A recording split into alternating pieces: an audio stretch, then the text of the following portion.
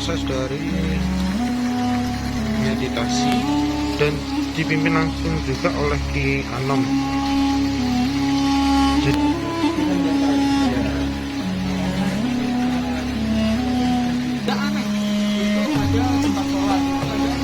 Al-Quran buat ngaji ya.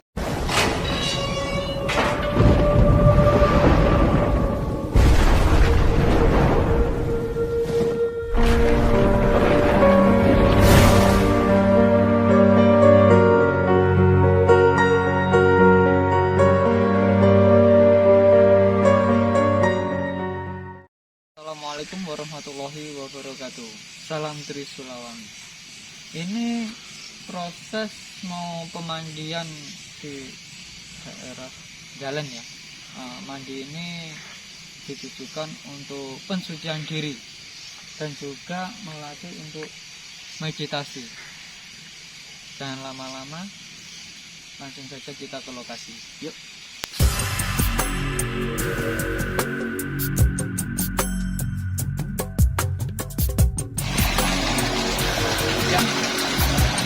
Inilah tempat pensucian diri untuk anggota Trisulawangi. Ini untuk tempat wudhu. Saya akan harus mensucikan diri dulu wudhu sehingga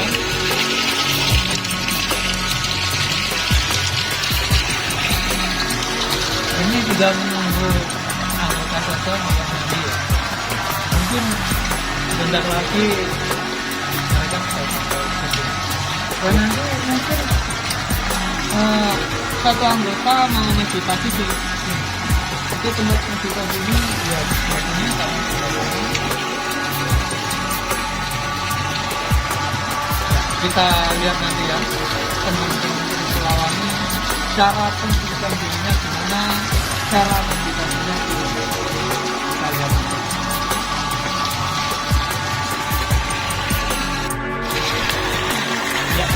Inilah saudara kita yang mau melakukan meditasi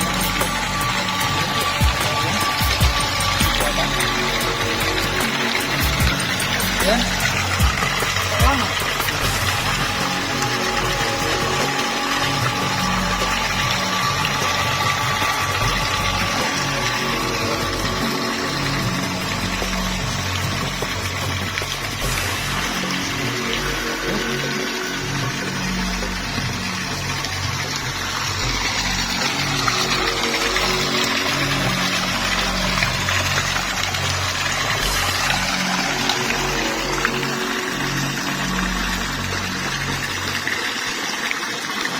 Ya, ini teman-teman, ini proses dari meditasi yang berada di tempat penyucian diri dari tim Trisulawangi. Dan ini di situ ada Ki Anom dan Mas Rian. Mas Rian akan mencoba meditasi di sini yang dipimpin oleh langsung dengan Ki Anom.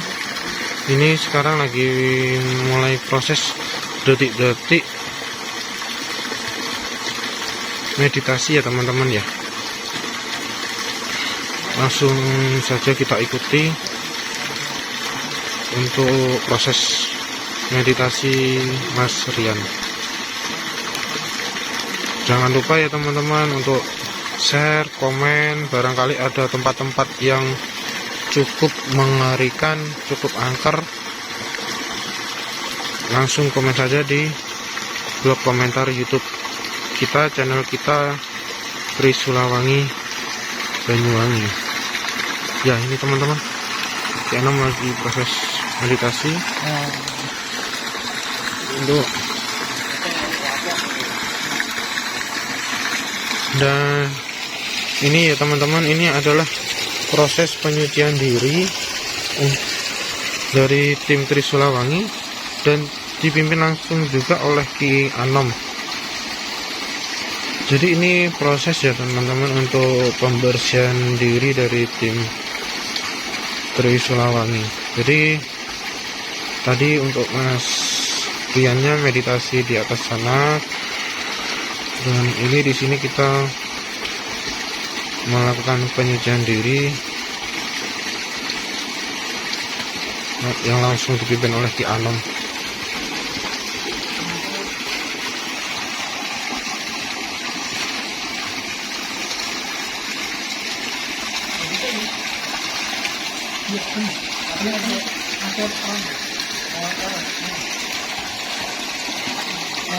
Jadi gimana Ki Anom? Itu jangan sampai ditanggain Ya, untuk meditasi, jangan sampai dikasih cahaya. ya.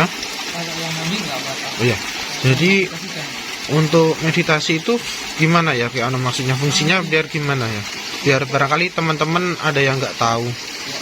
Meditasi itu suatu titik untuk penenangan diri kita sendiri. Oh ya. Untuk menenangkan sendiri dan juga bisa perjalanan spiritual. Oh jadi Ya, perjalanan Seperti itu. karir lah. Dikenalnya itu perjalanan karir. Ya mungkin ada pertanyaan itu.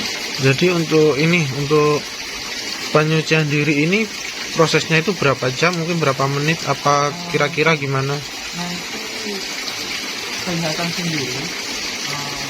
Dari kita ini juga suatu meditasi juga, kegiatan meditasi juga. Jadi meditasi itu kita melewati gangguan yang setiap gangguan yang ada di sekitar kita. Nggak harus ke meditasi kita harus di tempat-tempat yang angker atau yang gimana, itu untuk meditasi itu untuk menenangkan diri kita gitu aja. Gitu aja ya Ki Anom. Ya jadi itu teman-teman, dari fungsi beberapa meditasi tadi udah dijelasin dan pembersihan diri pun juga dijelasin. Jadi fungsinya itu kita untuk intinya untuk apa ya, pembersihan diri kita sendiri dari gangguan-gangguan yang negatif seperti itu ya Ki Anom ya. Dan juga meditasi itu bisa dilakukan di rumah kita. Oh. Walaupun itu keadaan ramai, ya mungkin kalau orang itu pasti meditasi cari tempat yang sepi ya. Ya Ya kalau pasti. kita meditasi untuk menguji meditasi kita, tingkat meditasi kita itu harus di tempat yang ramai. Contoh di rumah, di kamar, pasti di halaman rumah kita pasti ramai kan. Ya ya. Anak kecil atau gimana ya, kita mengetes meditasi kita, tingkat berpikiran kita, tingkat ketenangan kita dari mana gitu. Sampai mana gitu. Jadi untuk kefokusannya lebih Lebih biar kita itu lebih fokus gitu. ya ya jadi gitu teman-teman ya. Jadi ini kita nggak bisa ngevideoin kegiatannya secara detail karena ada kegiatan yang tidak harus semua tahu ya teman-teman ya. Assalamualaikum warahmatullahi wabarakatuh. Ya, kita kembali lagi bersama Tri Sulawesi Banyuwangi. Kita ini berada lagi di Desa Jalan. Kita mau mengadakan perbincangan sharing ya bersama si Anom. Jadi ini kita lagi ada di proses untuk penyucian diri teman-teman ini, penyucian diri dan meditasi dari tim Sulawesi ya. Jadi untuk penyucian diri itu tentu intinya kita biar biar barangkali teman-teman nggak tahu kenapa tidak harus dimandiin seperti itu. Itu apa jalan hitam atau gimana nggak tahu teman-teman. Mungkin bisa dijelasin dari awal. Untuk meditasi sendiri kan kita nggak tahu hukum kita kotor atau bersih kan nggak tahu. Iya. Makanya kita mengadakan pencucian diri itu dalam waktu ya cukup lama, bukan kita 1 minggu berapa kali, itu enggak. Ya. Itu kayak 1 bulan itu 2 kali bisa, 1 bulan 1 kali bisa, malah 1 bulan itu enggak sama sekali. Jadi tidak harus ditentukan berapa seminggu berapa kali tersebut. Jadi teman-teman, untuk penyucian diri itu juga kita hanya membersihkan diri dari hal-hal yang negatif lah intinya gitu. Dan untuk meditasi itu tadi untuk ngasihin itu mau gimana ya? Itu gini, itu dikasih itu Rian itu udah tahap 2. Artinya tahap 2 itu gini, Rian itu bisa motivasi untuk jalan-jalan. Nah, jalan-jalan itu jalan-jalan Farid. Itu melewati tahap-tahap tertentu dalam ya Farid lah. Kalau nanti kalau kita artikan kan nggak enak.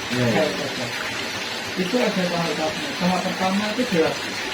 Pasti gelap. Ruangan itu gelap. Kalau kita merem, menjamkan mata itu pasti gelap. Tapi kalau perjalanan gelap itu beda. Gelap artinya gelap itu gelap seperti mau maghrib. Oh, senja Iya, senja. iya, mau maghrib itu. Nah, setelah kita perjalanan itu jalan sampai ketemu sama kayak pintu, itu dia sudah melewati, dia berarti sudah melewati tahap pertama. Nah, tahap kedua, nah setelah dia melewati pintu itu, apa yang dia lihat? Nah, itu yang dia perjalanan. Jadi ketika ada teman-teman untuk yang bilang tadi itu intinya dia itu melakukan perjalanan gaib ya. Jadi perjalanan gaib itu tidak semua orang langsung bisa, jadi ada prosesnya ya. Nah, prosesnya contohnya kayak mandi Iya, yang diri. Jadi prosesnya itu panjang teman-teman, kita nggak langsung bisa instan. kan Katanya sekarang banyak kayak dukun-dukun yang bermunculan Ya. gitu. Takutnya itu bisa artikan ini dukun. Nah, kalau dukun itu pasti undang-undangnya bahwa kayak ya kitab-kitab Al-Quran. Ya. Pasti mereka itu nggak tahu susah perjalanan orang-orang seperti ini kayak gimana gitu. Jadi semua itu ada prosesnya teman-teman, nggak langsung semua itu instan bisa. Dan saya itu nggak satu tahun 2 tahun gitu. Iya. Saya itu belajar seperti ini ya juga dari kakek juga kan ya, dari keturunan. Itu walaupun saya keturunan itu masih belum bisa kayak mengambil barang atau melawan dengan mereka itu masih nggak bisa, belum tidak bisa interaksi gitu. Nggak bisa interaksi sama sekali walaupun itu kita punya keturunan. Nah, kenapa kok saya bisa seperti ini? Saya melakukan selama 7 tahun lebih, 7 tahun lebih ada bisa seperti ini. Itu pun nggak semulus kayak yang dilihat ya. Itu pasti kita merasakan cobaan demi cobaan. Dan ya gitu saja. Dulu saya bisa kayak ya ilmu hitam lah, dikatakan ilmu hitam. Itu lama banget. Jadi kita itu mengambil ilmu kayak gini itu harus dengan bin, harus ada pembimbing. Nah, ini ada satu kata tanpa guru jalan sesat. Artinya kita belajar tanpa guru berarti itu sesat. Ya, sekarang kan kebanyakan teman-teman itu kan lihat dari video. Sekarang gurunya itu video. Dan menurut Alman itu dulu itu awalnya gimana? Emang ngerasa ada yang aneh dari dirinya, mungkin gimana? Awal-awal kok aku gini apa mungkin gimana? Awalnya saya bisa seperti ini itu waktu kecil.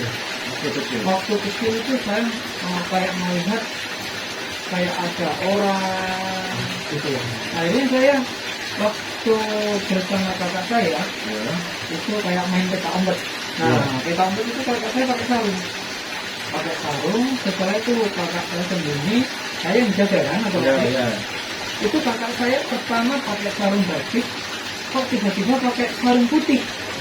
Itu saya pukul. Mas kok nakut-nakutin.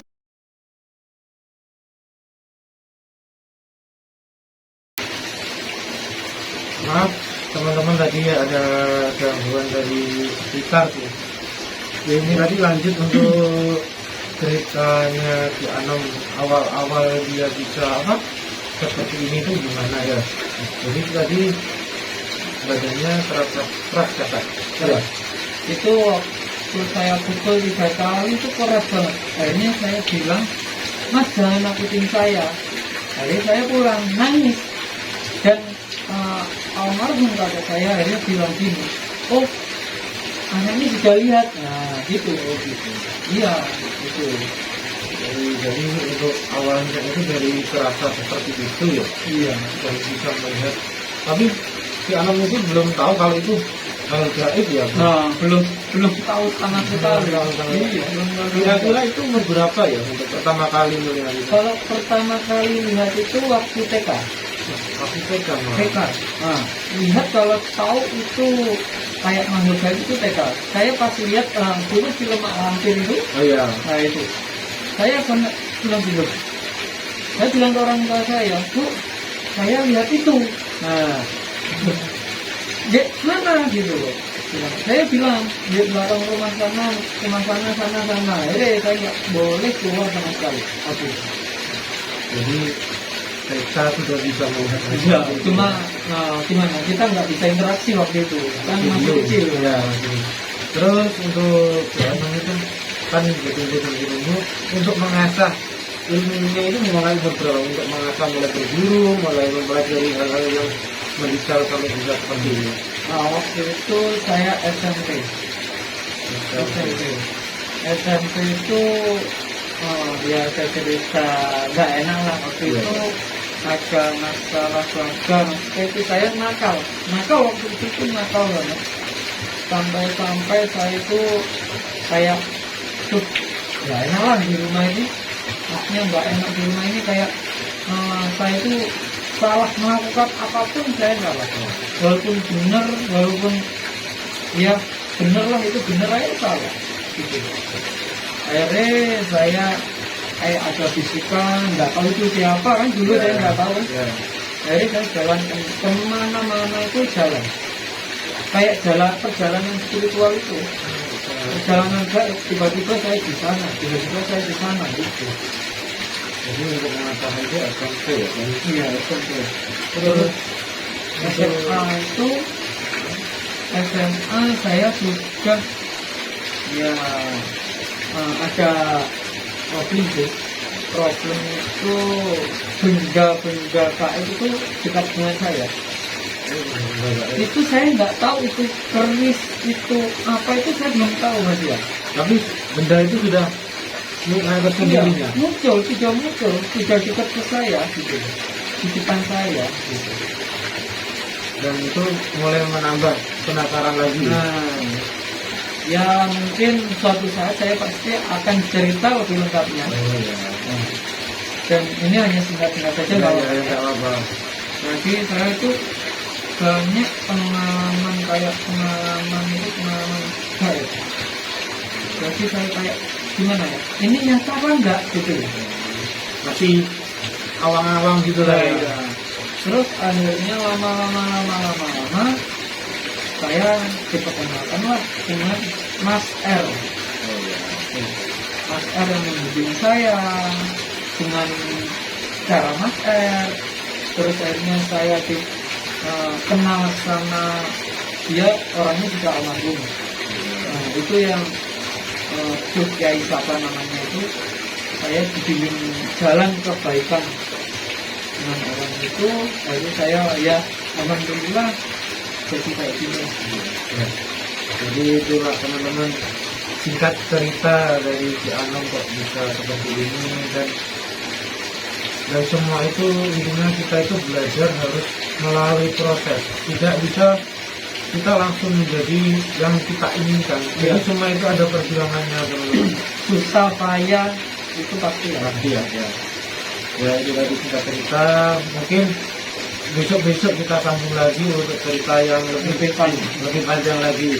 Di sini soalnya kita itu sama memantau keadaan teman-teman tim Sulawangi yang lagi meditasi, lagi penyesuaian diri. Ini untuk penyesuaian diri mungkin ada waktu tertentu apa enggak? Waktu tertentu sih enggak, tergantung mereka ya. Kalau nanti mereka itu konsen, pasti mereka itu ada suatu aura sendiri, muncul aura sendiri.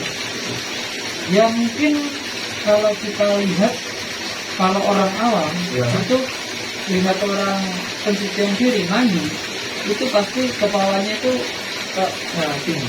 Kayak tolak-tolak. Iya gitu. Kayak jalan-jalan gitu. Padahal itu mereka cuma diam.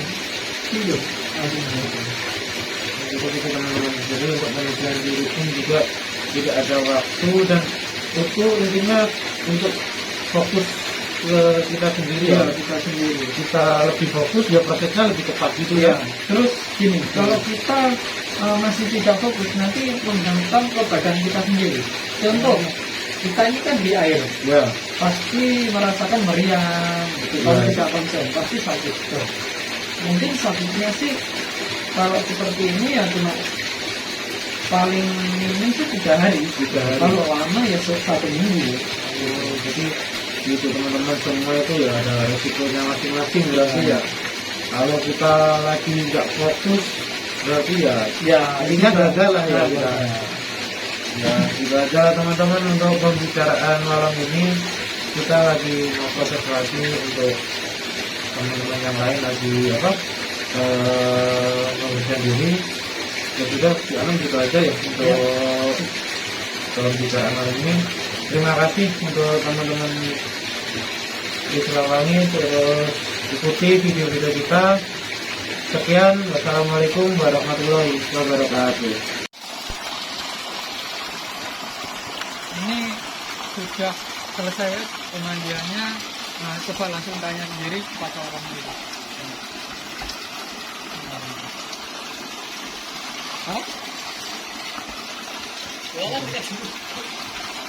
Tuh masih ganti baju. Oh ya, masih ganti baju teman-teman. Bentar sabar ya.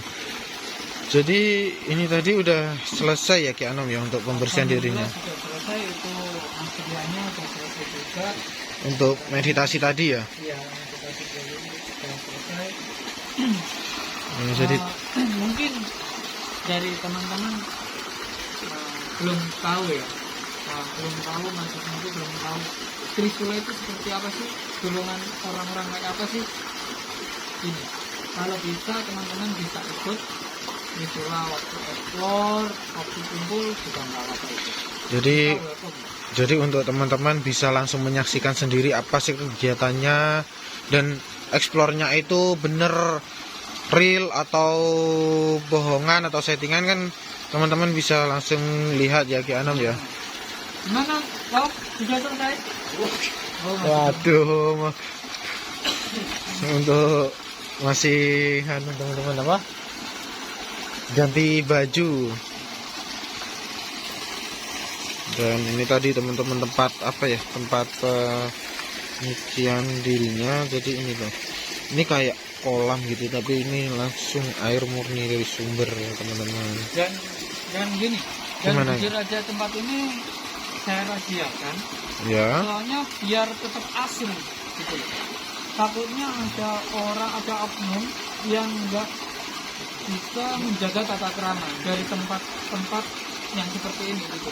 Jadi ini masih asri gitu ya. Iya. Jarang terjamah orang masih teman-teman. Gimana pembuatan sudah selesai? Duh, masih kedinginan mungkin ini ya. Nih teman-teman, tadi yang selesai pembersihan diri dan meditasi. Jadi teman-teman kalau mau tahu kegiatannya tim Trisulawangi itu apa aja bisa Mungkin, langsung ikut mungkin ya. dari teman-teman disangka kayak golongan orang-orang yang aneh. Nggak aneh, itu ada tempat sholat, itu ada Al-Quran buat ngaji ya. dan ini bangunannya ini mau sholat Ya, ya. Itu bisa ditanyakan ke Samboro. langsung kita tanyakan ya teman-teman ya ke Santoko tadi yang selesai pembersihan. Gimana untuk rasanya setelah pembersihan diri atau mandi di situ tadi gimana? Dingin pasti Bang. Ya, dingin. Untuk rasanya kan pengalaman Samboro lebih banyak lah. Ya ada sih yang lebih banyak, cuma gimana rasa-rasanya?